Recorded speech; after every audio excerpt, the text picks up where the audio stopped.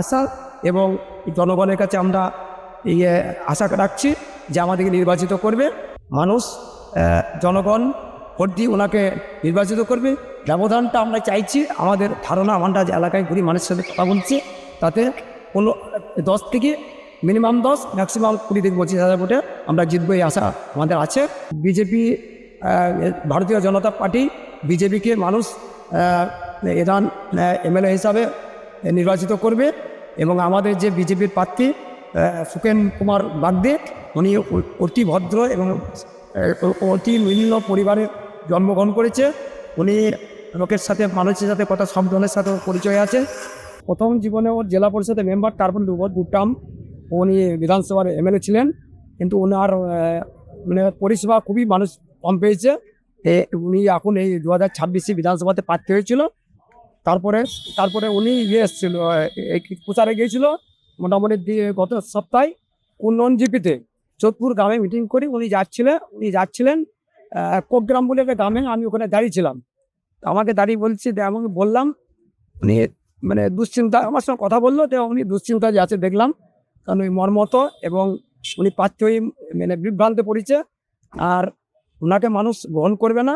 এখানে বড় মাটি বিজেপি, ভারতীয় জনতা পার্টি, বিজেপিকে মানুষ এদান এমএলএ হিসাবে নির্বাচিত করবে এবং আমাদের যে বিজেপির প্রার্থী সুকেন কুমার বাগদে, উনি অতি ভদ্র এবং অতি বিভিন্ন পরিবারের জন্মগ্রহণ করেছে। উনি লোকের সাথে, মানুষের সাথে কথা, সব ধরনের সাথে পরিচয় আছে। সকলকে কথা বলে প্রতি মনোযোগ গাড়ি থেকে নামে না। গত পরশুদিন উনি গিয়েছিলেন আর একটা জিপিতে, সাবরদা জিপি, উনি বহরা গ্রামে গিয়েছিল। আগে লোকজন নাই পালিয়ে এসেছিল প্রচার। তাই আশা করি ওনাকে আমরা পরাজিত করব এবং জীবনকৃষ্ণ সাহায্য, উনি আমাদের এমএলএ ছিলেন। উনি তো পুরা চিটিংবাজ ছেলে, উনি আমাদের পূর্ব পরিচিত, ওনার পরিবারের সাথে আমাদের যুক্ত আছি। আমরা ছোটো থেকে চিনি, কিন্তু উনি মানুষের কাছে বলার কিছু নাই। মানুষ চাইছে তৃণমূল দলকে আর ভোট না দিলে পথে ভালো হয়। বেকার পাচ্ছিস, আর কোনো দপ্তরে কোনো নিয়োগ নাই।